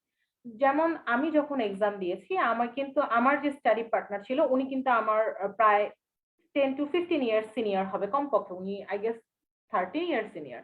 তো ওনার নলেজের ডেপথ, আমার নলেজের ডেপথ, সেটার মধ্যে তো আকাশ পাতাল ডিফারেন্স আছে। কিন্তু আমরা একসাথে পড়েছি কিভাবে, কারণ আমাদের দুজনই আমরা মানে যেহেতু আমরা দুজনেই কাজ করছিলাম, আমরা দুজনেই হচ্ছে পেশেন্ট দেখছি, তো আমাদের জন্য মানে পড়াটা ইজি হয়েছে। এখন ধরেন আপনি পেডিয়াট্রিক ফিল্ডে নাই, একদমই নাই, আপনি মাত্র হচ্ছে ইন্টার্ন করেছেন, ইন্টার্ন করে আপনি এখন হচ্ছে গিয়ে পড়া শুরু করবেন। তো আপনি কিভাবে পড়া শুরু করবেন? আপনার তাহলে একটু বুঝতে হবে যে যেহেতু আপনার ক্লিনিক্যাল প্র্যাকটিসের উপরে আপনার আইডিয়াটা একটু কম আছে, তাহলে আপনার ওই জিনিসটা একটু বুঝে পড়তে হবে, একটু সময় লাগবে। আমি যেমন হচ্ছে গিয়ে ধরেন প্রত্যেকদিন পেশেন্ট দেখতে গেলে দেখা যাবে ব্রঙ্কিওলাইটিসের পেশেন্ট থাকবেই। এখন আপনি পেশেন্ট দেখতে গেলে আপনি ট্রেনিং করছেন 1 মাস এমবিবিএস এ, পেডিয়াট্রিক্স এর উপরে। তো ওই টাইমে আপনি পেশেন্ট দেখছেন যে কয়েকটা, সেই কয়েকটার চেয়ে আমি তো ধরেন 3 বছর বা 4 বছর বা 5 বছরে আরো বেশি পেশেন্ট দেখছি। সুতরাং এটা হচ্ছে অ্যাকচুয়ালি আপনাকে বুঝতে হবে যে আমি কোন জায়গাটায় আছি, আমার কতটুকু উপরে ওঠা লাগবে। এখন ধরেন আপনার হচ্ছে গিয়ে এটার ব্যাপারে নলেজ নাই, আপনি বই পড়েন, বই পড়লে আপনার অবশ্যই ওই ব্যাপারে আইডিয়া হয়ে যাবে। যদি আপনার তাও বুঝতে ডিফিকাল্ট হয়, তাহলে আপনার সিনিয়র আছে, আপনার হচ্ছে কি কলিগ আছে, আপনার হচ্ছে আপনার ফ্রেন্ড আছে, তাদের সাথে আপনি ডিসকাস করেন, ডিসকাস করলে জিনিসটা আপনি ইজিলি বুঝতে পারবেন। তবে যদি আপনি চিন্তা করেন যে না, আমি একটা নিউ গ্রাজুয়েট, আমি প্ল্যাব রুটে যাব না, আমি হচ্ছে এমআরসিপিসিএইচ রুটে যাব, এটা আপনার জন্য একটু ডিফিকাল্ট। কেন ডিফিকাল্ট? কারণ হচ্ছে এমআরসিপিসিএইচ আপনার পড়তে অনেক বেশি টাইম লাগবে আপনার পুরোটা কমপ্লিট করতে, কারণ আমরা কিন্তু ফাইনাল পার্টের এক্সামের ডেটই পাচ্ছি না। বাট আপনি কিন্তু প্ল্যাব 1 দিয়ে প্ল্যাব 2টা আপনি কিন্তু 2 to 3 ইয়ার্স এর মধ্যে আপনি কমপ্লিট করতে পারবেন, যেটা হচ্ছে লেটেস্ট বলেছে যে ওরা 2023 এর মধ্যে হচ্ছে গিয়ে কমপ্লিট করলে ওদের আর ওইটিটা সেকেন্ড টাইম দেওয়া লাগবে না। তো এটা কিন্তু আপনি আর্লি যেতে পারবেন প্ল্যাব রুটে, এমআরসিপিসিএইচ রুটে কিন্তু আপনি আর্লি যেতে পারবেন। এখন আপনি যে পড়বেন, পড়ার সময় আপনার একটা জিনিস মাথায় রাখতে হবে যে আপনার পড়াটা হতে হবে কি কনসিস্টেন্টলি পড়তে হবে, আপনার প্রতিদিন পড়তে হবে। ধরেন আপনি সপ্তাহে হচ্ছে গিয়ে আপনার অনেক বেশি কাজ করছেন, যে আপনি ধরেন হচ্ছে নরমালি একটা মানুষের 48 আওয়ার্স ওয়ার্কিং শিডিউল, আপনার ধরেন 48 আওয়ার্সও না, আপনার আরো বেশি। আপনি ধরেন 2 জায়গায় একসাথে জব করছেন, তাহলে 42 আওয়ার প্লাস 42 আওয়ার। সেই ক্ষেত্রে কি আপনি এত জব করে, এত কাজ করে কি আপনি পড়ার টাইমটা পাচ্ছেন? অথবা ধরেন আপনি হচ্ছে গিয়ে জব করছেন, প্লাস আপনার ফ্যামিলিকে আপনার টেক কেয়ার করা লাগছে। তাহলে আপনি কতটুকু টাইম পাচ্ছেন? তো আমি যেটা বলবো, এট লিস্ট 6 থেকে 9 মাসের আপনার একটা পিরিয়ড লাগবে পড়ার জন্য। 6 মাস আমি কাদের বলবো? যাদের অলরেডি এট লিস্ট 6 মাস বা 1 বছর পেডিয়াট্রিক্স এ একটু আইডিয়া আছে। আর 9 মাস আমি বলবো যারা একদমই ফ্রেশ গ্র্যাজুয়েট, তাদের একটু টাইম লাগবে এই জিনিসটার সাথে কোপ আপ করতে। তো আপনি কতটুকু কাজ করছেন, কতটুকু ফ্রি টাইম আছে সেটার উপর। আবার ধরেন আপনার কোনো আপনি জব করছেন না, আপনি পুরোপুরি চিন্তা করছেন যে না আমি কোনো জব করবো না, আমি 1 বছর খালি পড়ালেখাই করবো। তো সেই ক্ষেত্রে আপনার তো অনেক হাতে টাইম আছে, সেই ক্ষেত্রে আপনি আবার ইজিলি আপনি কমপ্লিট করে ফেলতে পারবেন তাড়াতাড়ি। এখন কোশ্চেনটা হচ্ছে যে কিভাবে আপনি পড়বেন। আমি বলবো একা কখনোই পড়বেন না, একদম কখনোই একা পড়বেন। একা পড়লে আপনার জিনিসটা মনে থাকবে না। আপনি পড়বেন হচ্ছে আপনার ফেসবুকে অনেক গ্রুপ আছে, টেলিগ্রামে অনেক গ্রুপ আছে এমআরসিপিসিএইচ এর। আপনি এমআরসিপিসিএইচ লিখে যদি ফেসবুকে সার্চ দেন, যতগুলা গ্রুপ পাবেন সবগুলাতে আপনি জয়েন করেন। সেখানে জয়েন করলে দেখবেন ওরা হচ্ছে টেলিগ্রামের চ্যানেল আছে ওদের, ওই টেলিগ্রামের চ্যানেলে ওরা হচ্ছে গিয়ে মেটেরিয়াল শেয়ার করে। এমন কোনো মেটেরিয়াল নেই যেটা ওই চ্যানেলগুলোতে আপনি পাবেন না। আমারও কিন্তু সব এই মেটেরিয়াল আমার এই এমআরসিপিসিএইচ এর গ্রুপ অথবা টেলিগ্রামের চ্যানেল থেকে পাওয়া ছিল। তো এই মেটেরিয়াল গুলো কিন্তু আপনি ইজিলি অ্যাক্সেস করতে পারছেন এবং আপনি গ্রুপ করে পড়বেন। এখন গ্রুপ করে যে পড়বেন, আপনি তাহলে বলবেন যে আমি তো বাংলাদেশে একাই এমআরসিপি সিরিজ দেওয়ার চিন্তা করছি, আমি তো আমার আশেপাশে কাউকে দেখতে পাচ্ছি না পরীক্ষা দেওয়ার জন্য। আপনার মতো আরেকটা মানুষও আছে পৃথিবীতে, হয় সে পাকিস্তানে আছে, নাহলে সে ইরানে আছে, নাহলে সে ইরাকে আছে, কোথাও না কোথাও আছে, নাহলে ইন্ডিয়াতে আছে, যে হচ্ছে গিয়ে পড়তে চাচ্ছে কিন্তু সে হচ্ছে গিয়ে পড়ার জন্য পার্টনার খুঁজে পাচ্ছে না। সে নিজেই দেখবেন, এরকম কয়েকদিন আগেও ছিল, একজন পোস্ট দিয়েছে যে সে অক্টোবরে পরীক্ষা দিতে চায়, এখন সে স্টাডি পার্টনার খুঁজছে। তো আপনি সেটা তাকে রেসপন্ড করেন, আপনি যোগাযোগ করেন। সেখানে ওনারা দেখবেন একটা হোয়াটসঅ্যাপে গ্রুপ বানিয়েছে যেখানে আপনার 20 জন আছে। আপনাকে তো 20 জনের সাথে আমি পড়তে বলছি না, আমি বলছি 4-5 জনের সাথে পড়েন। কারণ যখন আপনি পড়বেন, যখন আপনি 5 জনের সাথে পড়বেন, তখন আপনি দেখবেন কি 5 জন 5 রকম কথা বলছে, তো আপনি বুঝতে পারবেন বইয়ের সাথে কোনটা মিলছে। আপনি নিজে বলাটা বেটার হবে, আপনার বলার ফ্লুয়েন্সি আসবে। আপনারা দেখবেন ওনারা সবাই মিলে যখন গ্রুপ করে পড়ে, পড়াটাও অনেক ভালো হয় এবং ইজিলি জিনিসগুলা করা যায়। আর আমি বলবো একটা রুটিন করে পড়তে। ধরেন হচ্ছে আমি আপনাকে বলছি নিওনেটোলজি আর সম্পর্কে আমি আজকে পড়বো। তো নিওনেটোলজি সম্পর্কে যদি আমি পড়ি, আমি একটা 7 দিনের মধ্যে আমি চেষ্টা করব এই টপিকটা শেষ করার। যেহেতু অনেকে জব করছে, আমি নিজে জব করে যেহেতু করেছি, আমি এরকম 7 থেকে 10 দিন টপিক নিয়ে 7 থেকে 10 দিন সময় নিয়ে শেষ করেছি এক একটা টপিক। দেখা গেছে কোনো টপিকের জন্য একটু বেশি সময় দিয়েছে, আবার কোনো টপিকের জন্য একটু কম সময় লেগেছে। টপিক ছোট আছে, কোনোটা বড় আছে, এরকমের উপর অনেক সময় ডিপেন্ড করে। তো ওইভাবে করে আপনার হচ্ছে টপিক ওয়াইজ আস্তে আস্তে করে শেষ করতে হবে। যেমন একটা নিওনেটোলজি শেষ করলেন, তারপরে আবার ডার্মাটোলজি শেষ করলেন, জেনেটিক্স শেষ করলেন, এভাবে করে আপনার প্রত্যেকটা টপিক শেষ করতে হবে। এখন আপনার ফোকাস হবে এক্সামে কোন কোশ্চেনটা বেশি আসে, এটার উপরে আপনার মেইন ফোকাস থেকে আপনার পরীক্ষাটা কোশ্চেন প্যাটার্ন বুঝে আপনার করতে হবে। ধরেন আপনার কোশ্চেন প্যাটার্ন আসছে, বেশি কোশ্চেন আসছে আপনার এক্সিমার উপরে। এখন যদি হচ্ছে আপনি ভিটিলিগো নিয়ে সাহিত্য পড়ে ফেলেন, তাহলে তো কোনো লাভ নেই। আপনি এক্সিমা সম্পর্কে আগে পড়েন, যেটা আপনার টপিক আসছে সেটা সম্পর্কে পুরোপুরি পড়েন। বা ধরেন আপনার হচ্ছে আসছে অ্যালার্জিক রাইনাইটিস এর ট্রিটমেন্ট। এখন অ্যালার্জিক রাইনাইটিস এর ট্রিটমেন্ট না করে আপনি পড়লেন হচ্ছে গিয়ে অন্য আরেকটা টপিক, তাহলে তো লাভ নেই। আপনার পড়তে হবে হচ্ছে এক্সাম ওরিয়েন্টেড টপিকের উপরে আপনার ডিটেইলসটা জানতে হবে। এবং আপনি মোটামুটি আরসিপিসিএইচ এর ওয়েবসাইটে এমন কোনো তথ্য নাই যেটা আপনি পাবেন না। ওদের সবকিছুই আরসিপিসিএইচ এর ওয়েবসাইটে আপনি মোটামুটি পাবেন, কারণ ওরা অলওয়েজ আপডেট করতে থাকে এই ব্যাপারে। এখন আমি যখন লাস্ট ইয়ার পরীক্ষা দিলাম অক্টোবরে ফপার টেস্ট, তো তার আগে আমি হচ্ছে গিয়ে ফর্ম ফিল আপ করবো কি করবো না এটা নিয়ে আমি অনেক ডাউটে ছিলাম যে কি করব। কারণ ৭৬,০০০ বা ৭৮,০০০ টাকা it's not a matter of joke. তো করবো কি করবো না, করবো কি করবো না, অনেক ডাউট হচ্ছিল। তো আমি তখন চিন্তা করছিলাম কি করা যায়। তো আহমেদ ইউসুফের গ্রুপে একটা পোস্ট দেখলাম, উনি লিখছিল যে কেউ যদি এই ফার্স্ট টেস্টের মকে 80% আনসার করে থাকে, তাহলে মোটামুটি সে শিওরলি পাস করবে পরীক্ষায়। এখন ধরেন আপনার পরীক্ষায় ওখানে আনসার পেলেন আপনি 70%, তাহলে কি আপনি হচ্ছে কি ফর্ম ফিল আপ করবেন না? অবশ্যই করবেন, কারণ you have time to improve yourself. সবকিছু আমি বলবো যেই বইগুলো আমি বললাম সেই বইগুলো আপনি অ্যাটলিস্ট 2 বার পড়েন, এবং হচ্ছে আপনি এক্সামটা তখনই বুক করবেন যখন আপনি প্রত্যেকটা টপিক অ্যাটলিস্ট একবার ভালো করে পড়ে ফেলেছেন। এবং আমি বলবো প্রত্যেক দিন পড়তে। আপনি কাজ করেন, জব করেন, যত বিজি থাকেন আপনি প্রতিদিন পড়ার চেষ্টা করবেন। ধরেন যেমন হচ্ছে কি আমি আমার স্টাডি পার্টনারের সাথে যেটা আমরা করতাম, দেখা যেত কি আমাদের দুইজনের শিডিউল এত হেক্টিক থাকতো যে আমরা কোনোভাবে টাইম ম্যাচ করতে পারতাম না, আমরা পড়তে পারতাম না মাঝে মাঝে।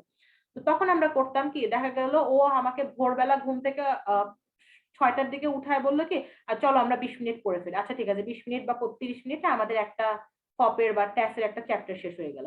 আবার রাতের বেলা দেখা গেল 9:30 বা 10টার দিকে আমরা ফ্রি হয়ে গেছি, তখন আবার আমরা পড়লাম। তো আমি রিকোয়েস্ট করবো যে অবশ্যই রেগুলারলি পড়তে হবে। আপনার 2 থেকে 3 ঘন্টা সময় দিয়ে পড়তে হবে। যদি আপনি দেখেন একদিনে একটু কম সময় পড়তে পারছেন, আরেকদিনে একটু বেশি সময় পড়েন। হ্যাঁ, এটা আমি বলবো যারা হচ্ছে একদম ফ্রেশলি পড়া শুরু করছেন। যারা হচ্ছে অলরেডি ধরেন আপনি এমডি কোর্সে আছেন, অথবা এফসিপিএস ফাইনাল দিয়ে ফেলেছেন, অথবা আপনার এমডি এফসিপিএস কমপ্লিট আছে, তাদের তো সব টপিক অলরেডি পড়াই আছে। তারা তো এটা জাস্ট হচ্ছে পড়লে জিনিসটা হচ্ছে আপনার কোশ্চেন প্যাটার্নটা কিরকম হবে সেটার সাথে আপনার ইউজ টু হওয়া। তো তাদের কিন্তু 2 থেকে 3 ঘন্টা সময় লাগবে না, তারা আরো ইজিলি আপডেট করতে পারবেন। আপনার হয়তো 1-1.5 ঘন্টা পড়লে আপনার জন্য এনাফ। সবচেয়ে ইম্পর্টেন্ট হচ্ছে রিভাইজ দেওয়া। আপনি যতবার রিভাইজ দিবেন ততবার আপনি দেখবেন কি যে জিনিসগুলো আপনার ক্লিয়ার হচ্ছে। আমি সবসময় বলবো যে এখানে আপনি যদি কোনো কিছুতে যেতে চান, কোনো কিছুতে উঠতে চান, আপনার কষ্ট হবে। শর্টকাটে কখনো ওঠার দরকার নেই। আপনি একটু কষ্ট করেন, একটু কষ্ট করে ওঠার চেষ্টা করেন। এখানে অ্যাকচুয়ালি কখনোই পসিবল না যে আপনি কিছু না করে পাশ করে ফেলবেন। কারণ এমআরসিপি-সিএইচ হচ্ছে একটা আমি বলবো ভেরি প্রেস্টিজিয়াস ডিগ্রি। এটা রয়্যাল কলেজের আন্ডারে আপনি হচ্ছে মেম্বারশিপ পাচ্ছেন, ইউকে এর মেম্বারশিপ পাচ্ছেন আপনি রয়্যাল কলেজের। So it is obviously prestigious, but unfortunately আমাদের বাংলাদেশের সাবটেক্সটে হয়তো এটাকে অতটা বেশি গুরুত্ব দেওয়া হয় না, এটাকে একটু ডিপ্লোমা ইকুইভ্যালেন্ট ধরা হয়। কিন্তু আপনি যদি চিন্তা করে থাকেন যে না আপনার গোল ইউকে, তাহলে এটা তো আপনার পরীক্ষা দিতেই হবে এবং এটা আপনার বুঝতেই হবে, পাস করতেই হবে।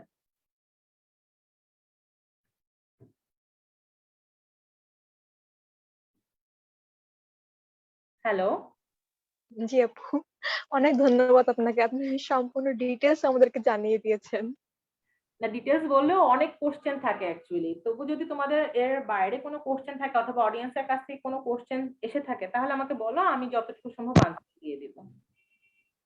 জি আপু, তা আপু হচ্ছে এই যে পার্ট 1 এবং পার্ট 2 দেওয়ার ক্ষেত্রে হচ্ছে আপনি তো বললেন যে এমবিবিএস লেভেল থেকে হচ্ছে দেওয়া যায়, এক্ষেত্রে কি তাহলে আপু ক্লিনিক্যাল এক্সপিরিয়েন্সের কোনো দরকার হয় না? ক্লিনিক্যাল এক্সপেরিয়েন্সের হলে ভালো হয়, তাহলে জিনিসগুলো ইজিলি ধরতে সুবিধা হয়। যেমন আমি যদি 10টা হচ্ছে কি ফিব্রাইল সিজারের পেশেন্ট দেখি, আমি তো কনভালশনের পেশেন্ট আসলে তখন আমি বুঝতে পারবো যে হ্যাঁ আমার ডায়াগনোসিস কি হতে পারে, আমার কাছে ধরাটা ইজি হবে। কিন্তু এটা কি এমবিবিএস এর একটা স্টুডেন্ট ধরতে পারবে না? অবশ্যই পারবে, একটু পড়া লাগবে। জিনিসটা এখানেই ডিফারেন্সটা। কিন্তু এমন না যে আমি হচ্ছে এমবিবিএস দিয়েছি, মাত্র আমি ইন্টার্নশিপ কমপ্লিট করেছি, আমি কি 1 বছর পরে এক্সামটা দিতে পারবো না? অবশ্যই পারবো, না পারার কোনো কারণ নেই। আমার পরিচিত একজন আছে যে ইন্টার্নশিপে 6 মাস পরে এক্সাম দিয়েছে। জি আপু ধন্যবাদ। আপু লেটার অফ রিকমেন্ডেশন এটা কি হচ্ছে এক্সামের জন্য দরকার হয় নাকি শুধুমাত্র জবের ক্ষেত্রেই দরকার হয়? আচ্ছা, আরসিপিসিএইচ এর একটা স্পন্সর লাগে আপনার ক্লিনিক্যাল এক্সামটা দেওয়ার জন্য। আমি যদি আপনাকে একটু, আচ্ছা এটা আমি মুখে বলি। আপনার এখানে হচ্ছে কি ধরেন স্পন্সর করবে আপনাকে একজন, আপনার স্যার অথবা আপনার ম্যাডাম। বেটার হয় যদি তার রয়্যাল কলেজের আন্ডারে তার হচ্ছে কোনো ডিগ্রি করা থাকে। এখন যদি থাকে না, তাহলে কি সে আপনাকে স্পন্সর করতে পারবে না? পারবে। সে আপনাকে যখন স্পন্সর করবে, সে খালি ওইটুকু তার মানে বলতে হবে যে হ্যাঁ তার আন্ডারে আপনি 3 মাস বা তার বেশি কাজ করেছেন, এবং সে আপনাকে স্পন্সর করার মানে হচ্ছে যে আপনি যদি ফেল করেন তার কাছে মেইল আসবে যে আপনি ফেল করেছেন। তো এইটুকুই খালি আমার ক্লিনিক্যালের ক্ষেত্রে হচ্ছে কি স্পন্সরশিপ বা রেকমেন্ডেশনটা লাগে, ফার্স্ট পার্ট সেকেন্ড পার্টে লাগে না। জি আপু ধন্যবাদ। আপু যা অনেকে হচ্ছে বলে মানে প্রফের সময় তো হচ্ছে কমপ্লিট করলো, কিন্তু অনেক সময় দেখা যায় যে হচ্ছে বেসিক যে সাবজেক্ট গুলো সেগুলো প্রিপারেশন হয়তো বা অতটা ভালো থাকে না বা মনে থাকে না। তো সেক্ষেত্রে আপু চায় যে হচ্ছে পিডিয়াট্রিক্স এর উপর পরীক্ষা দিতে, সেক্ষেত্রে কি সে চাই দিতে পারবে আপু, নাকি প্রিপারেশন টাইমটা বেশি নেওয়া লাগবে তার ক্ষেত্রে? এটা হচ্ছে আম, যদি কারো বেসিক একদমই খারাপ হয়ে থাকে তাহলেও সে পরীক্ষা দিতে পারবে। আমার অনেক মানুষই আছে যাদের বেসিক খুব খারাপ কিন্তু খুব ভালো করে পড়ছে।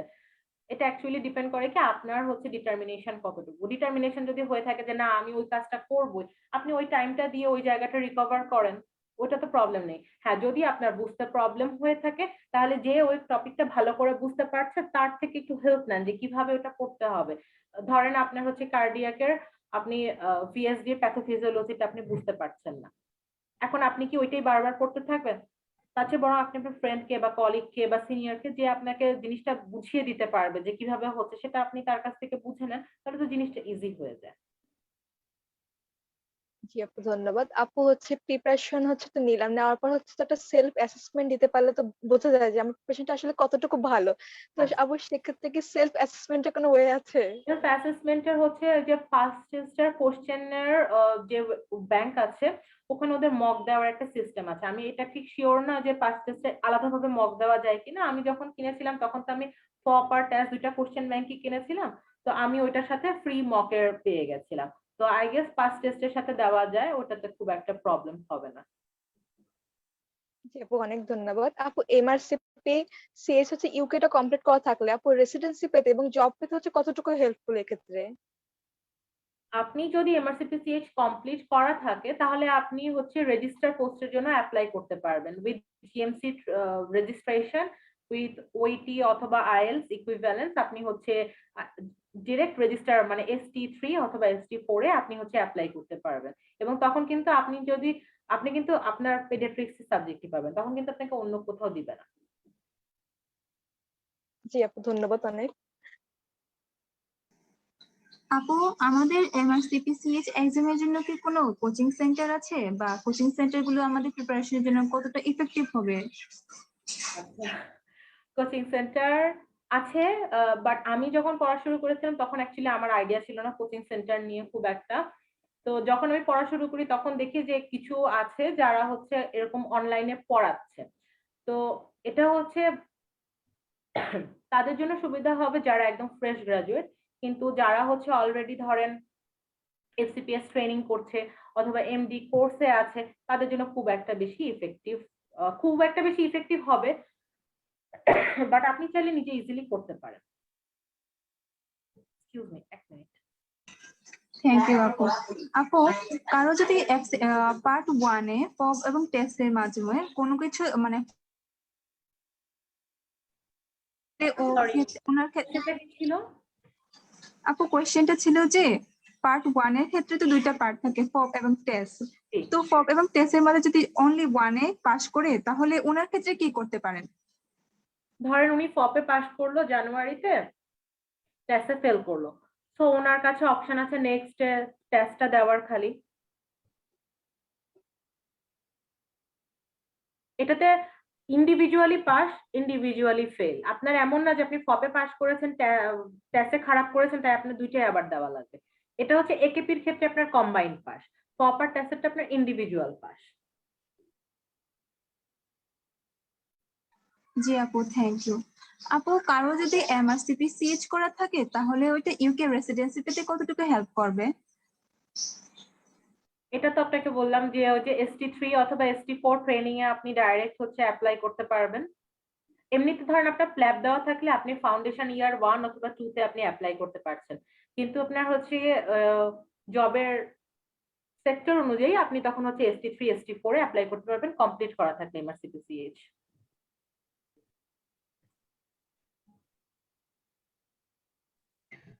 উম, আসসালামু আলাইকুম আপু, আমি কিছু প্রশ্ন করতে চাচ্ছিলাম। জি অবশ্যই বলেন। আপু আমি প্রথম প্রশ্ন যেটা করতে চাচ্ছি সেটা হচ্ছে ডিপ্লোমা ইন চাইল্ড ডিসিএইচ আর এমআরসিপিসিএইচ এর মাঝে আমাদের ডিফারেন্সটা কেমন, আর এটার কোনটার গুরুত্বটা কতটুকু এটা একটু জানতে চাচ্ছি। ডিপ্লোমা ইন চাইল্ড হেলথ যেটা, সেটা হচ্ছে ধরেন আপনি হচ্ছে জিপি প্র্যাকটিস করছেন ইউকে তে, তো ওখানে জিপি প্র্যাকটিস করলে আপনার একটা যদি স্পেশালিটি থেকে থাকে যে আপনি পেডিয়াট্রিক্সে আপনি একটু ভালো করছেন, সেই ক্ষেত্রে আপনার হচ্ছে ডিসিএইচ টা থাকলে আপনি একটু ওদিকে আপনি প্রায়োরিটি পাবেন। বাট আপনি যদি চিন্তা করে থাকেন যে না আমি জিপিতে যাব না, আমি হচ্ছে আমার পেডিয়াট্রিক্সেই ক্যারিয়ার করব, সেই ক্ষেত্রে এমআরসিপি-সিএইচ রুটটা বেটার হবে।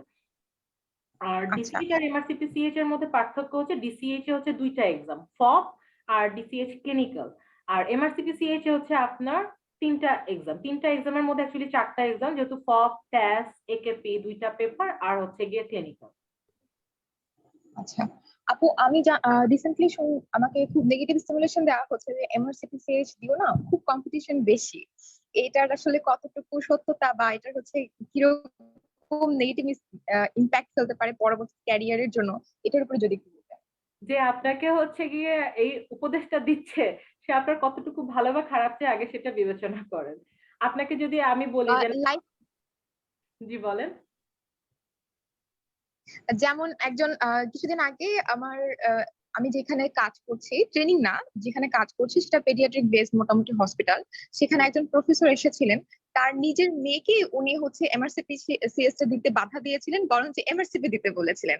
এবং তার মেয়ের ফিডব্যাক এখন নাকি যে হ্যাঁ সে ভালো ডিসিশন নিয়েছে, এমআরসিপি এমআরসিপিটা দিয়ে এমআরসিপি সিএস টা না দিয়ে।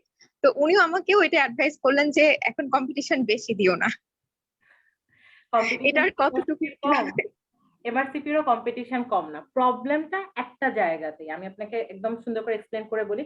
আপনি এফসিপিএস দেন, কম্পিটিশন আছে। এমডি তে দেন, আপনার 10 জন সিলেক্ট করা হয়, এর বেশি কিন্তু আপনার সিট নাই এমডি তে পরীক্ষা দেওয়ার জন্য। আপনি এমআরসিপি সিএইচ দেন, এটার উপরে আপনার কিন্তু পাস মার্কের উপরে আপনার পাস ফেল নির্ভর করছে। এটা কিন্তু এমন না যে ইউকে ডিসাইড করলো আমি 10 জনকে পাস করাবো বাকি সবাইকে ফেল করালো, এরকম কিন্তু ডিসিশনটা না। আপনার ফপ, ট্যাস, একেপি এটাতে কিন্তু আপনার পাস করতে কম মানে ঝামেলা হবে না, আপনার ঝামেলা হবে শুধুমাত্র ক্লিনিক্যালটাতে। কেন ঝামেলা হবে? কারণ আমরা হচ্ছে পেশেন্টের সাথে কমিউনিকেট করি না, আমরা পেশেন্টের সাথে কমিউনিকেট করতে পারি না। আমি বলবো পারি না, কেন পারি না বলবো, এটা আপনি যখন ওই কমিউনিকেশন সিনারিও গুলাতে আপনি ডিল করবেন তখন আপনি বুঝতে পারবেন। আমরা কোনো পেশেন্টের ক্ষেত্রে কি এমপ্যাথি সিম্প্যাথি দেখিয়ে কথা বলি? দেখা গেল আসলো আমার বাসার কোনো কারণে আমার মেজাজ খারাপ আছে, আমি পেশেন্টকে দিলাম দুইটা ঝাড়ি। অ্যাকচুয়ালি এটা তো ডিল করার ওয়ে না। এই জন্য হচ্ছে বলবো যে আমরা হচ্ছে ডিল করতে পারি না। আপনার হচ্ছে MRCP CH first of all ক্লিনিক্যালটা একটু দেওয়া ডিফিকাল্ট, কারণ এখন কোনো সিট পাওয়া যাচ্ছে না। 2018 সালেও যে ক্যান্ডিডেট পাস করেছে তারা এখন পর্যন্ত হচ্ছে ক্লিনিক্যালটা দিতে পারে নাই। তো ওই পার্সপেক্টিভে যদি আপনাকে কেউ বলে থাকে যে এমআরসিপি সিএইচ দিও না কারণ তুমি নেক্সট 3 বছরের মধ্যে এটা তুমি কমপ্লিট করতে পারবে না, yes that's a fair thing to say. আবার এমনও ক্যান্ডিডেট কিন্তু আমি দেখেছি যে হচ্ছে এমআরসিপি পার্ট 1 পার্ট 2 কমপ্লিট করেছে, পেসেসে যে একবার খারাপ করেছে এবং সে এখন ওইটি দিয়ে প্ল্যাব দিতে বসছে। তো অ্যাকচুয়ালি দিন শেষে সবকিছু হচ্ছে কি আপনার যেটা আপনি করতে চান সেটা আপনার করতে হবে। আমি যেমন পেডিয়াট্রিক্স আমার ক্যারিয়ার করার ইচ্ছা, আমি পেডিয়াট্রিক্সই চুজ করেছি। আমাকে কিন্তু বলেছে যে না তুমি এই পেডিয়াট্রিক্সে চুজ করো না, পেডিয়াট্রিক্স করে তো এনজয় করতে পারবা না, বাচ্চারা খালি দেখবা ওয়ার্ডে ঢুকলেই কান্নাকাটি করতে থাকে কান্নাকাটি করতে থাকে, এটা কি কোনো এনজয়মেন্ট আছে? আর আমার কাছে এটা ভালো লেগেছে, সাবজেক্টটা ভালো লেগেছে। এখন সাবজেক্টটা যদি আপনার ভালো লেগে থাকে তা আপনি কেন করবেন না?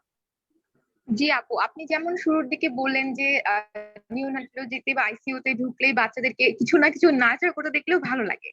তো হুম। এটাও আমার ক্ষেত্রে মানে বলতে যে আমার খুব ভালো লাগে, এমনিতে জেনুইনলি পছন্দ এটা আমার।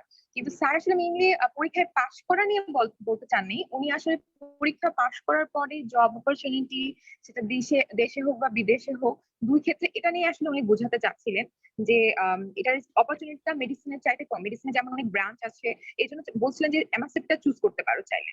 এটা মানে আমি জানতে চাচ্ছিলাম। এটা হচ্ছে একটা দিকে আপনি যদি চিন্তা করেন যে হ্যাঁ আমার ব্রাঞ্চ অনেক ওপেন হয়, এমআরসিপি হচ্ছে আপনার মাদার সাবজেক্টে করা মানে পেডিয়াট্রিক্স এর উপরে আপনি করছেন। এখন ধরেন আপনি মাদার সাবজেক্ট, এমআরসিপি কিন্তু ডিপ্লোমা ইকুইভ্যালেন্ট, বাংলাদেশের পার্সপেক্টিভে যদি আমি বলি এটাকে ডিপ্লোমা ইকুইভ্যালেন্ট ধরা হয়। এখন ধরেন আপনার মাদার সাবজেক্টে আপনি হচ্ছে বিএসএমএমইউ তে আপনি রিউমাটোলজিতে চান্স পেলেন, এখন আপনি তো এমটি রিউমাটোলজি করলেন, তো আপনার কি জেনারেল সাবজেক্টে আবার কষ্ট করে এফসিপিএস করা সম্ভব? কারণ এফসিপিএস করতে হলে তো আপনার আবার সেই আপনার হচ্ছে ট্রেনিং করা লাগবে, আবার সেই আপনার ডিসার্টেশন সাবমিট করা লাগবে, সবকিছু করা লাগবে।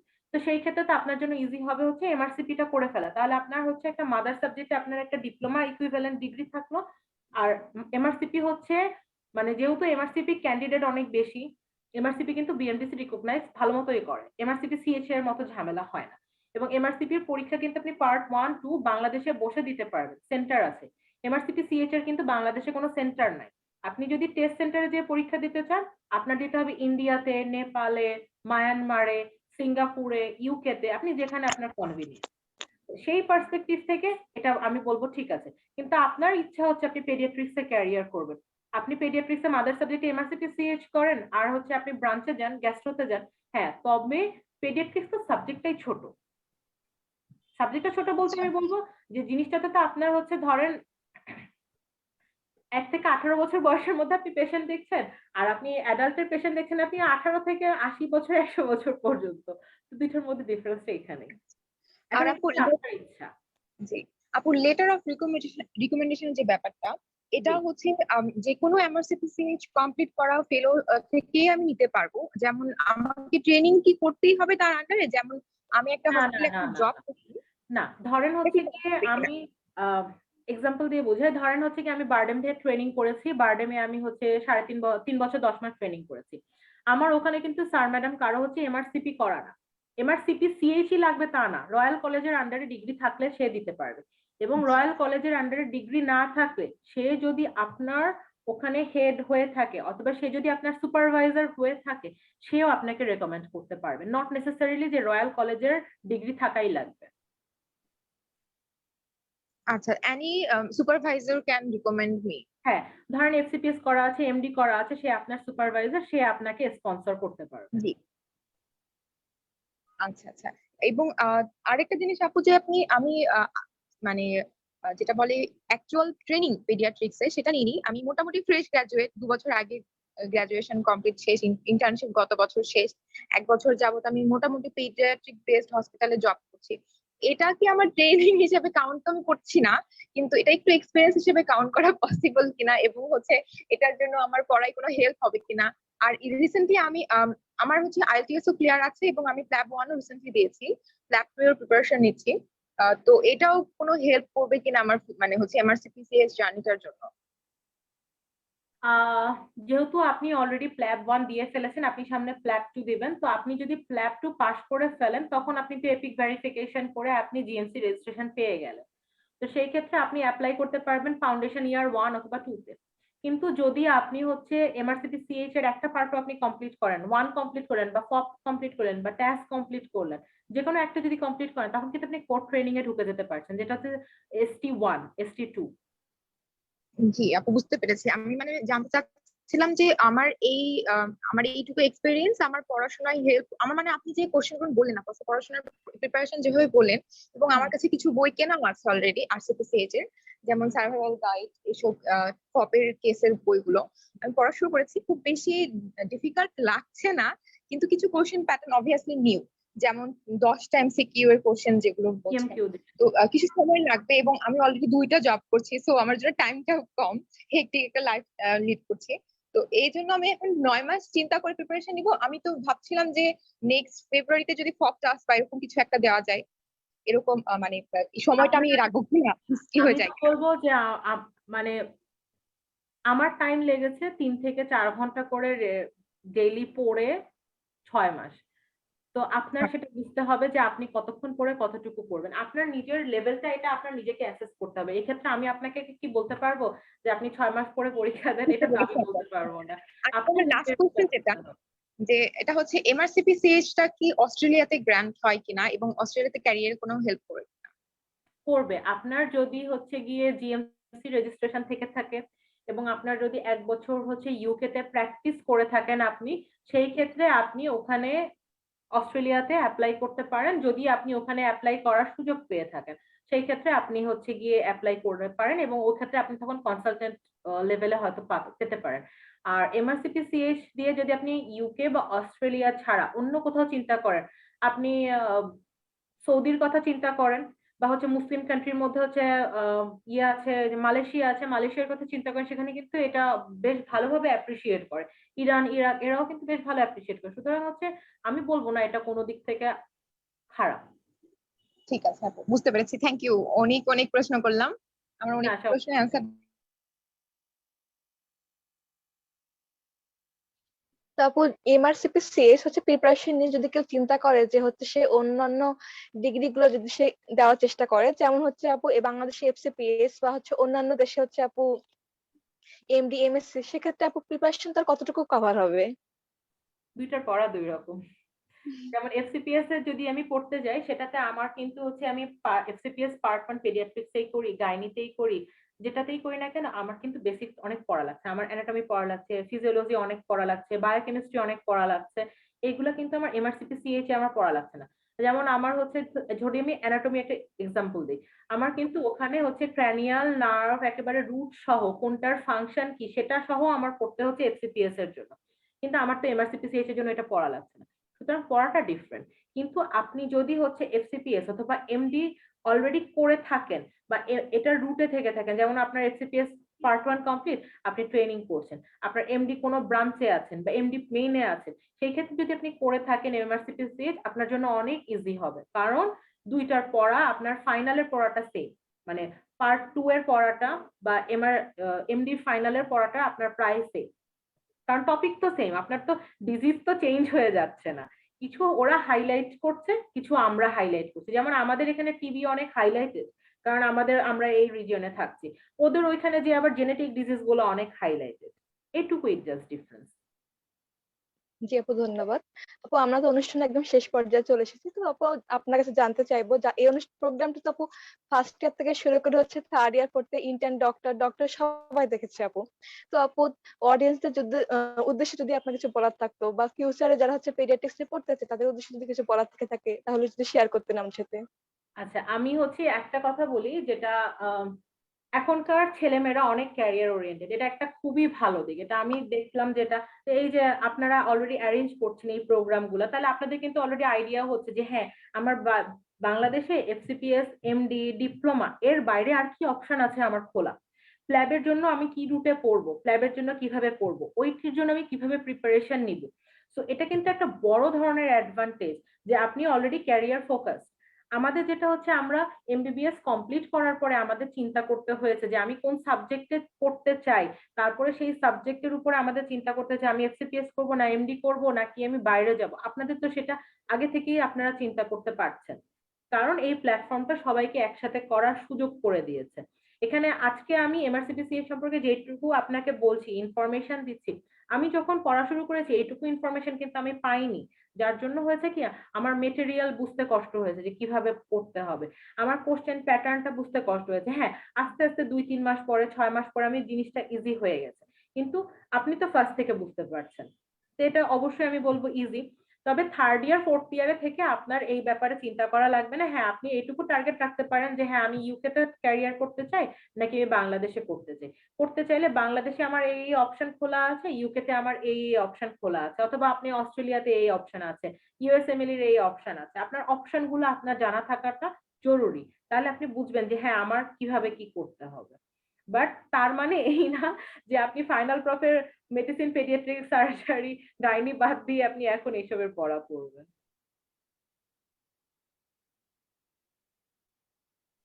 আপু আপনাকে অসংখ্য ধন্যবাদ। আপু আপনি যদি অনুমতি দেন তাহলে আমরা সেশনটি শেষ করতে পারি। জি অবশ্যই। আচ্ছা আপু। তো তো আপনাকে ধন্যবাদ জানাই এবং অরিজিৎ ধন্যবাদ জানিয়ে হচ্ছে আমরা সেশনটি শেষ করব। আর দেখা হচ্ছে নতুন একটা সেশন নিয়ে, আর আমরা ইনশাল্লাহ আপুকে নিয়ে হচ্ছে আরেকটি সেশনের আয়োজন করব শীঘ্রই। ততদিন পর্যন্ত সবাই ভালো থাকবেন, সুস্থ থাকবেন, শুভরাত্রি।